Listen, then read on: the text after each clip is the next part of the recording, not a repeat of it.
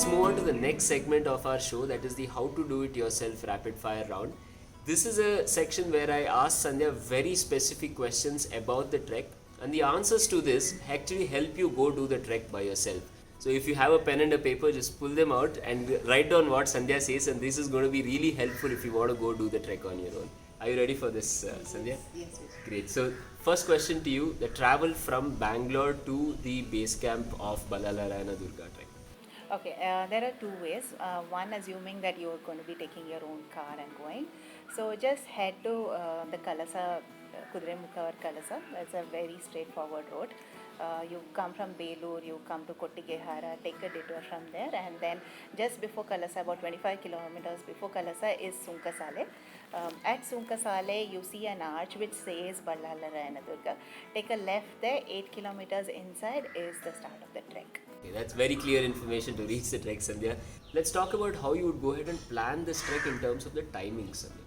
So this trek is about 6 to 7 hours away from Bangalore if you are doing it from Bangalore. So you require a weekend to do this. It cannot be done in a single day.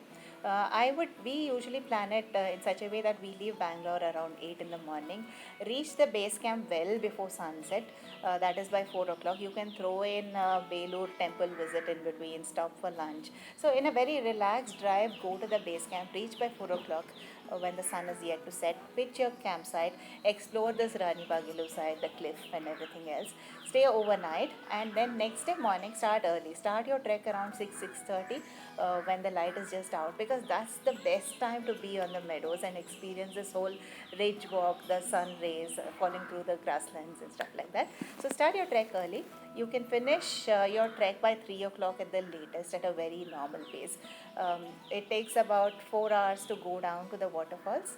3 to 4 hours, spend an hour there, and then another 2-3 hours to come back. You can come back by 3 o'clock and then start your drive back to Bangalore. Great, Sandhya. So what about the food on the trek, Sandhya? How do you manage the food? Obviously, you have to arrange everything yourself.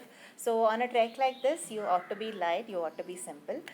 If you're carrying food from Bangalore, ensure you're taking something like bread and jam, you're taking chapati and jam, or something that lasts. Basically, something that lasts for 2 meals. You need to plan your dinner out, you need to plan your next day's breakfast and lunch out. And on the way, obviously, you can have something else, and on the way back, you can have something else. So, just on the trek, plan out simple meals, something that will stay and last, because there is no other source of food actually there. What about the water sources on the trek? Again, water, on the trek, there is really no drinkable water. Carry water with you about 2 to 3 liters for the trek. You need that much because 6-7 hours of 8 hours almost you have to sustain yourself with this drinking water. Now, if you cannot carry it from your home, you can fill water at Sunkasale. That is where the main road turns. And you can go to one of those small eateries over there, ask for water, they'll give it to you.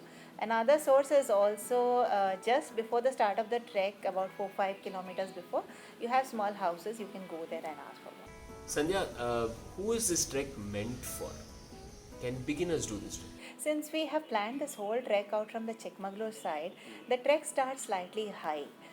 You don't have that hassle of climbing up from Dakshin Kannada and coming all the way up to 5,000 feet. It starts high from the Chikmagalur side. You are already on the Western Ghats, and then you climb up to 5,000 feet, another gentle 2-3,000 feet descent, and walk through the meadows and come back. So absolutely newbies can do this trek, and it's a wonderful introduction to trekking in the Western Ghats for almost anybody and everybody. So don't go by the difficulty. I think everybody must do the trek for its beauty. What about guides on this trek? Do you need a guide? Again, you don't need a guide. The entire thing is a grassland. So read your documentation properly, and just to orient yourself about the direction. There is a faint trail all along.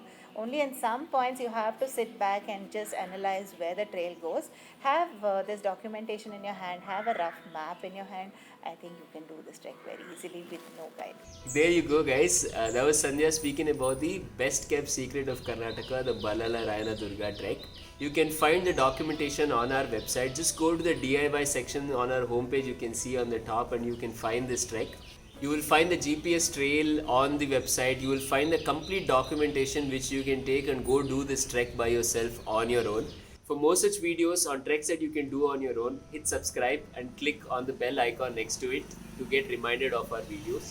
To know more about the trekking world itself, you can follow us on Facebook, Twitter, and Instagram.